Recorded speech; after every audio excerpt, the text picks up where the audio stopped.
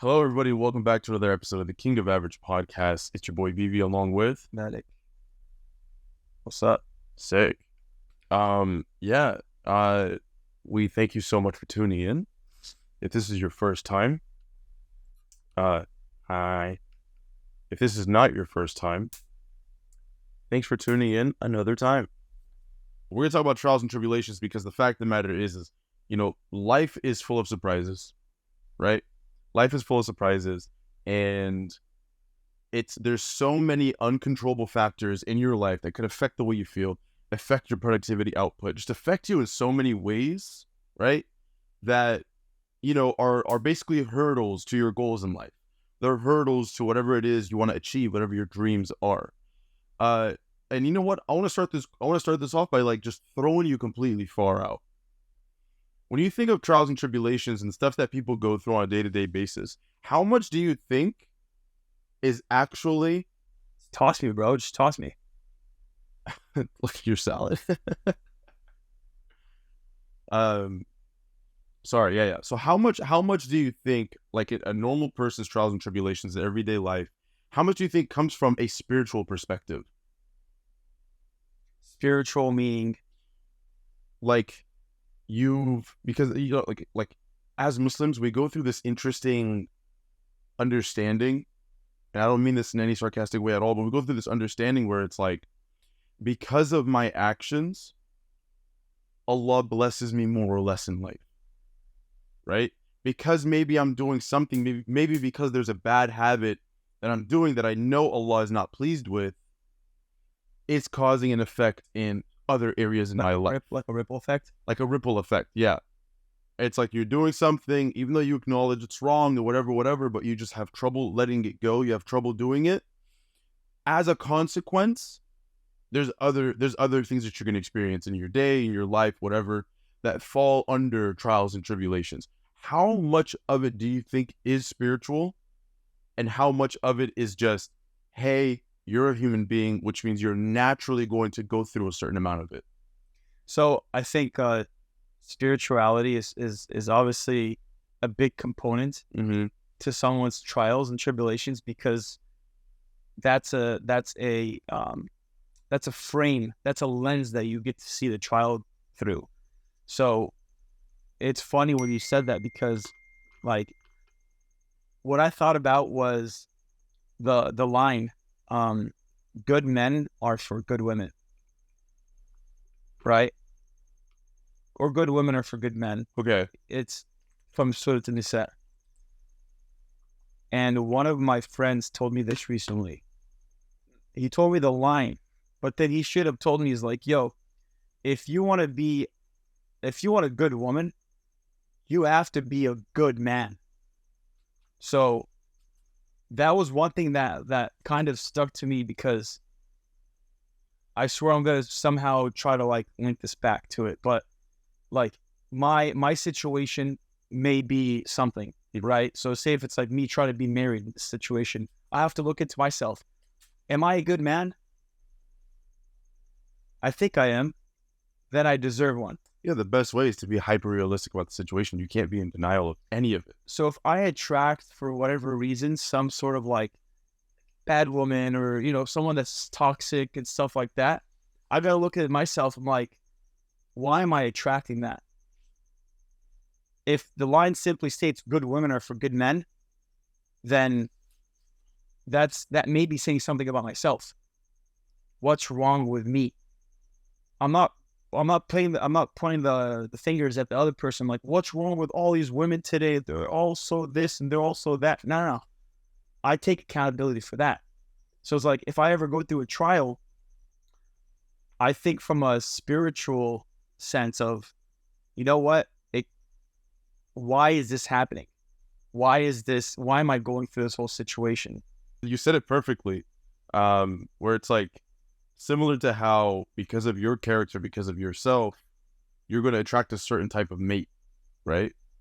And that mate is going to be on par with your character. So chances are, if you're trash, they're going to be trash, simply put. And so I immediately saw that connection you were trying to make, where it's like, dude, if your spirituality is not on par, in return, there's going to be certain things coming your way that you're not going to like, you know? So that was a fine connection. Thank you, sir. But do you only see, because that's pretty straightforward. It's almost like black and white, you know? And what would you think of the whole idea of like, oh, God's punishing me? I think ever since we're kids, we always had to justify something, and like a punishment. We always had to justify a punishment. I got sent to detention because I was talking. I got this because of a negative action. So when we go through something, we automatically start thinking like, oh, God is putting me through this because I did something wrong. Sometimes you could link it to like, oh, I went out with this person, or I went to this place that I know I shouldn't have been there, but I just sent it and I kind of regret it. But look, because I went to that one spot or I talked to that one person, now this, like months later, this is the reason why I should not be doing this. It comes back to the whole thing of like being a little kid. Not saying that the person is like a little kid, but ever since, like, I guess like the connection is, ever since you're a little kid, you're taught just, you do something and there's going to be something. There's immediate consequences to your actions. So you try to justify the consequences. Right. So yeah, man, I guess the same question applies to you. No, but my question is more along the lines of like, do you think that's always the case? No, not at all. Okay. I don't think a case for something is always the case for that. Mm-hmm.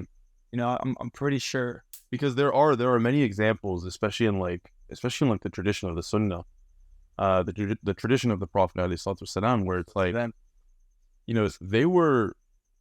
because they were upholding their spirituality, because they were upholding their faith with steadfastness, and they weren't, slipping out. They weren't like cowering away because they're being persecuted. All of these trials and tribulations came in. You know what I'm saying? So you can't always make that connection where it's like you're going through a rough patch in life. Well, God must be upset at you. It's very inappropriate to always make that connection. I thought about something right now. So like when they were going through trials and tribulations, they were able to move different. Oh, talk to me about it. Right? They were going through like a whole bunch of ish, but they were still having the utmost confidence. Their posture was they were always hopeful, never hopeless, because they had something that they were being basically judged for, ultimately killed at times, for a movement, for a religion, for something that they truly believed in. So that doesn't mean necessarily going back to what I said of like something being like negative, like, oh, I went to this or I talked to that person, then that's the reason why I'm being punished. That's never always the case, right? Or that's not always the case, I should say. Sometimes when you know that you're doing good, when you know that you're doing your best, and then a trial comes, I feel like you tackle on that trial differently. You approach it, you view it differently. Because whenever you view that thing, you're like, no, I'm doing everything right. Or for the most part, I'm doing the majority of it right. This is just a test. Let's get through it.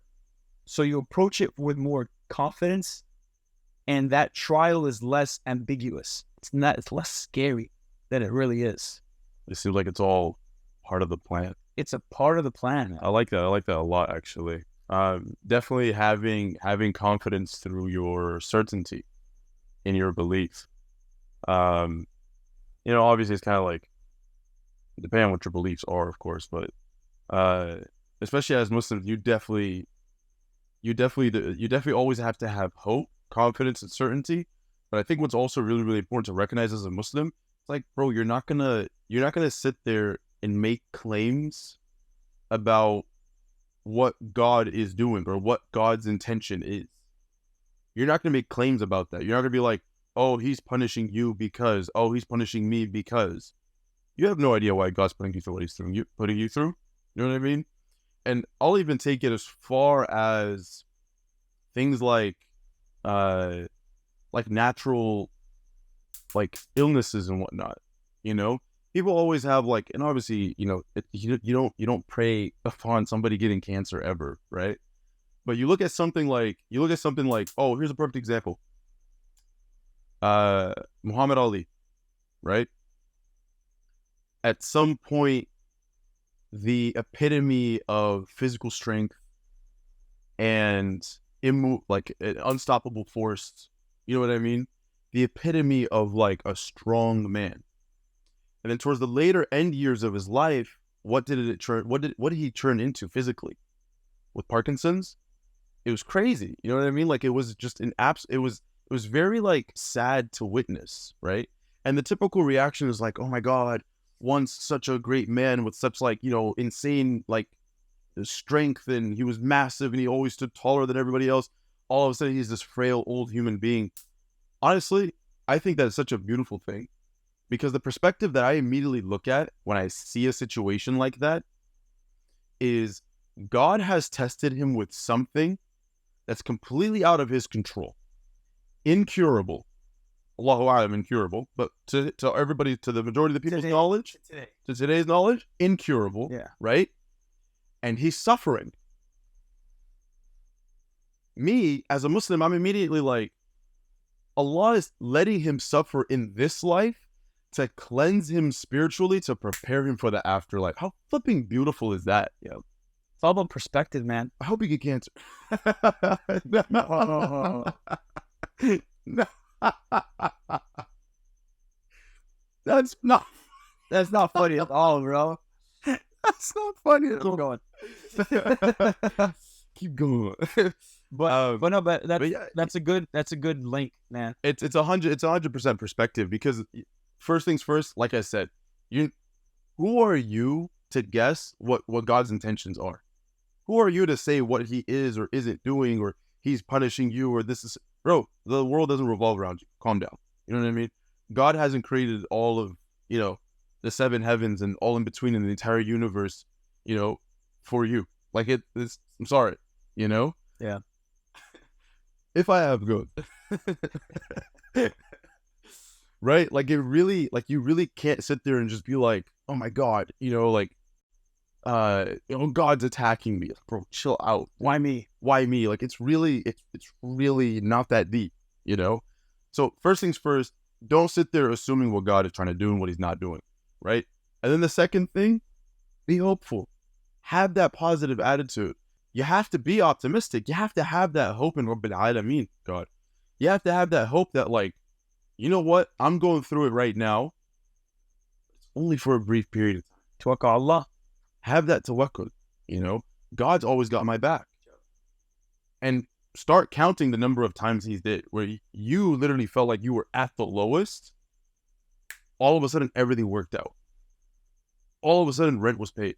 All your bills were paid. And you're just like, I don't know how, but it seems like it all just came to me at once, you know? And I think it's really interesting. I'm just going to kind of just move on to the next point that I have in mind. A perfect example in everyday life. Don't even take into consideration like trials and tribulations, like you're going through something. Bro, take into consideration how your mood can change from one part of the day to the next. It's all waves. It's all ups and downs, smiles and frowns, baby. Let's go. You know what I'm saying? Very, very similarly, the way you know when I go to sleep tonight and I wake up tomorrow, I'm going to feel refreshed and I'm going to be ready to hit the road again.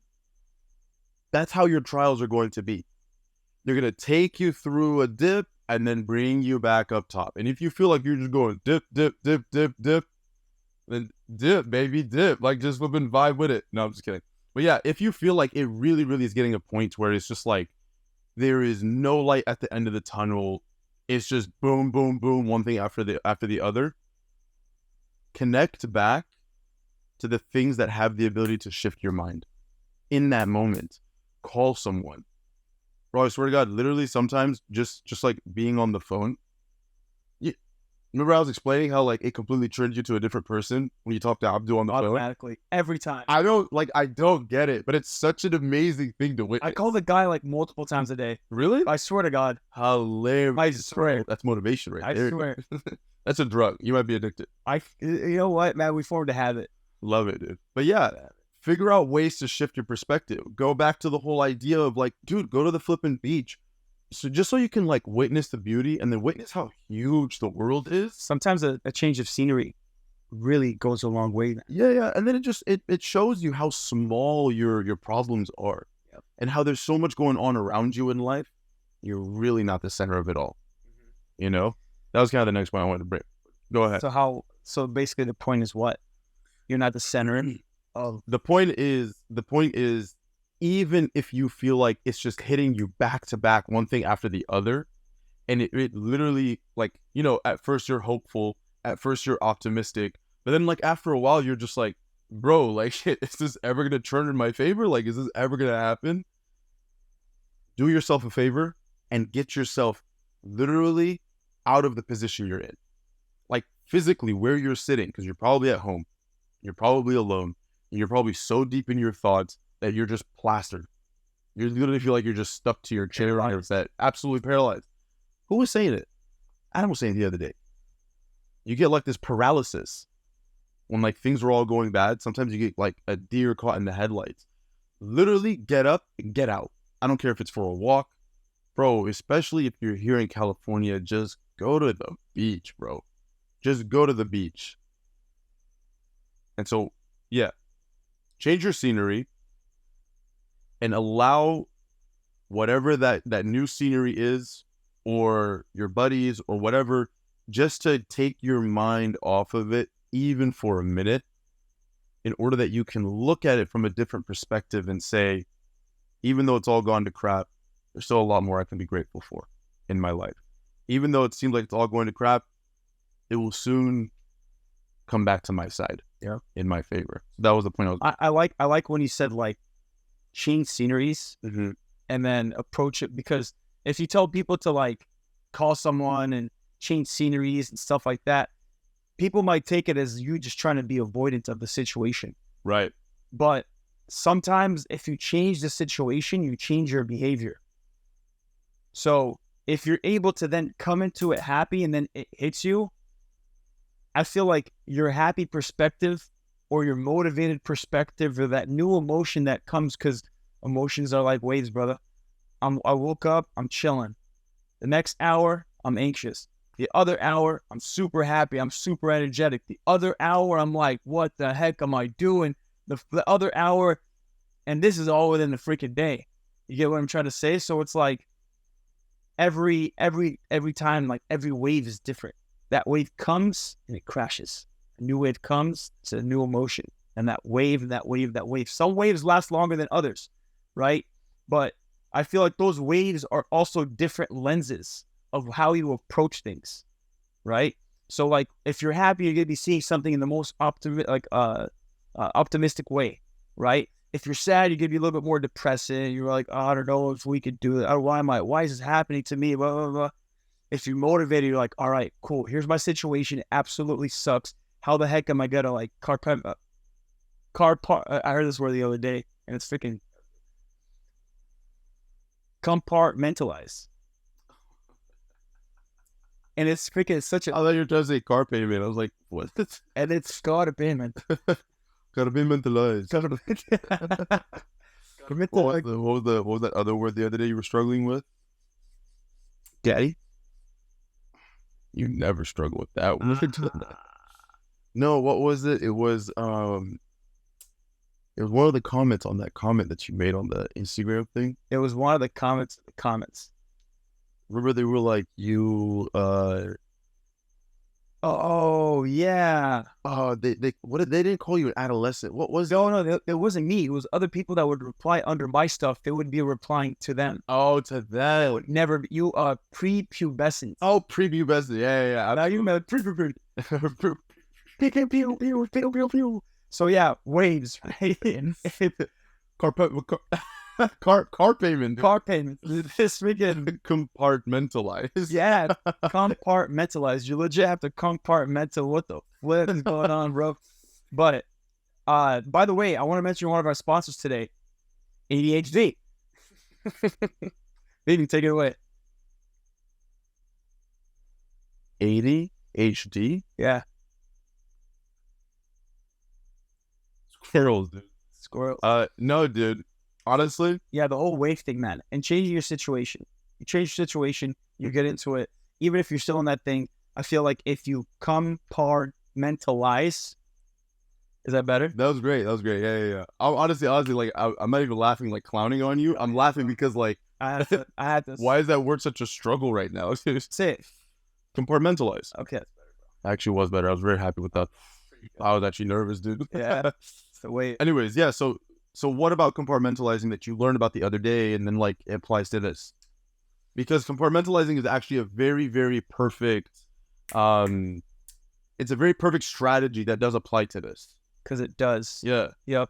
So like when you do that, you have to like create a plan, create an end goal. You're able to structure it way better, so that way you get a little bit more organized, man. So it's like when I first, my favorite thing is when I first got to college, right? And I graduated high school, and throughout my whole senior year, That's usually how you get to college. yeah, right. That's usually how it is.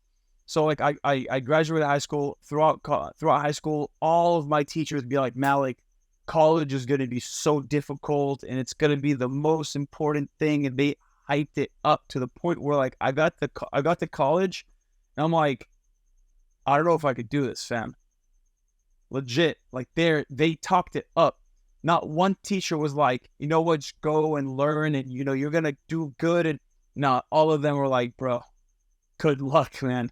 And they were telling us to everyone. It wasn't just like they were singling me out. It sucks. Yeah. Malik, my office now. Yeah, everyone, you guys are gonna do great, except for Malik. Malik, screw you. Listen, Malik, based on your performance the last 4 years of high school, you're trash, my guy. You're trash. Communication degree to say compartmentalize. So like I remember like getting a structure. I remember still going to my counselor, right? And him just completely breaking it down. He's like semester, he's like winter, fall, spring, summer, this, that. This is exactly. That's how you know he struggled in college. This dude said winter. No, fall. I definitely like I'm saying, like he was just straight up saying, Yeah. these are all the things. Okay, fall, winter, close, all right, Spring, summer. Yeah. So he was able to break it down. Is what I'm trying to get to end my point. He was trying to break it down. From there, that freaking ambiguous, ugly monster, right? That was like, oh, that's not that bad. I can do this. So you're saying if I just follow this structure, if I just follow this, method, I'm chilling. I'm going to graduate. He's like, exactly. And I did just that. And I graduated. Yeah, it is a perfect strategy to compartmentalize. Nice. Because you literally, it's almost like you. Oh, the beautiful thing about it is it forces you to take a step back and observe, and look at the big picture, and just be like, I'm in deep water, right? You take a step back. You're no longer drowning, and you're able to see. That's the nearest shore, for example. Here's a rock in the middle of the water that I can stand on to breathe for a little bit. You know what I'm saying? This is where the current is strong, so I'm going to avoid that. So as long as you take a step back and you compartmentalize and you're able to see things in pieces, yeah, it's going to flip and help you like develop a strategy to really just, one, take some of the pain off your mind. Yep. Literally lift a little bit of weight on your shoulder. Because when you're able to see the big picture, you see the structure and see where you need to go next, that already starts, it almost even feels like the solution's completed. It's that light. Yeah, but it's that light that we all need. No, but it legit makes you feel like what you needed to do is done. And they even say, there's like this, I don't know what it is specifically, but it's like in psychology, you shouldn't, for example, tell someone, oh, I'm going to go to the gym later on.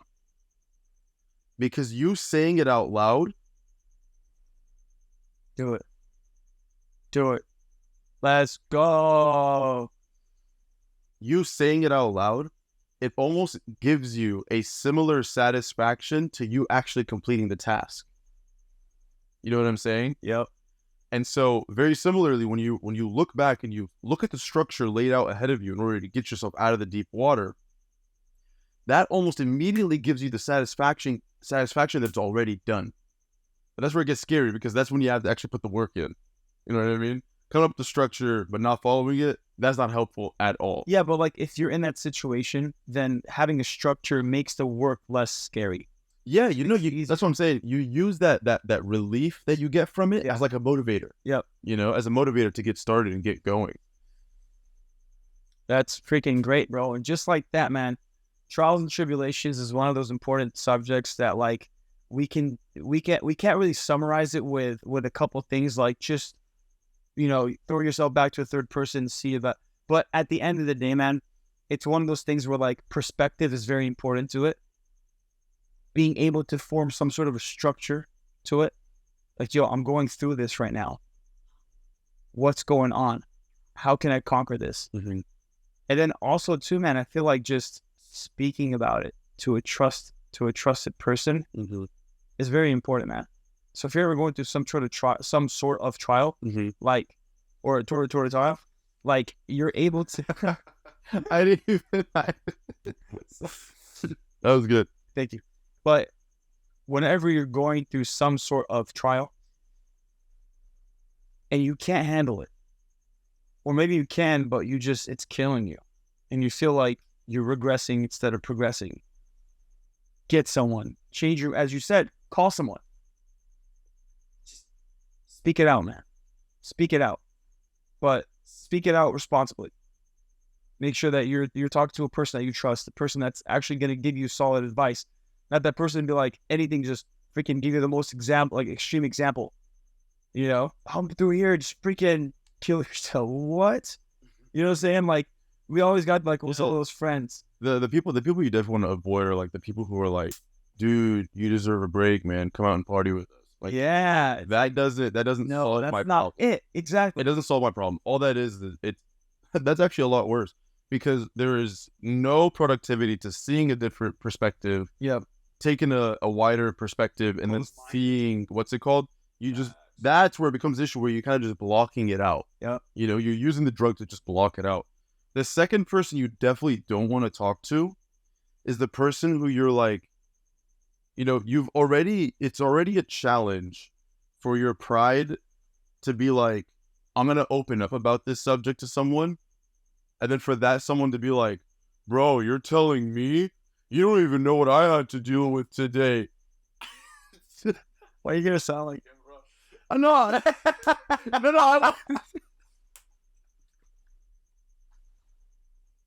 No. I mean, I was just trying to. I was just making a general Egyptian noise. You know what I mean? No, I'm just playing. No, I was just trying to make like just a douchey noise. Yeah. I wasn't specifying anyone. I don't even know who you're thinking about right now. I think I do, but no. But anyways, yeah, that person's not going to help. You know what I'm saying? Because somehow it's like, here you are opening up to them, and for some reason they see it as like a competition. They're like, oh, what? Like, you think you're better than me? It's like, bro, I need help mentally. Can you just shut up and listen? You have no idea what I did today, bro. I had to wake up at 6 a.m. and go to the gym. I'm really not trying to pinpoint any one person, bro. Stop. But yeah, those are the two people you definitely don't want to talk to. Those people suck. Yeah, because they're not listening to you. They're not listening at all. Yeah, or they just start talking exactly what you said. They start talking about themselves. But yeah, it's just nonetheless, bro, I gotta make some moves. So we gotta wrap this up, man. Are there any like final? No, I think it was good. I thought I ran out of thoughts. So it was short and sweet.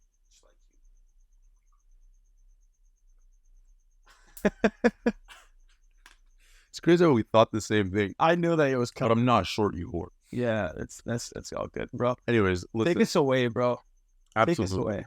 Before we sign off, I just want to say a huge shout out to Creative House because they're doing all of our editing. Oh, Creative House, dude. They're doing all of our editing.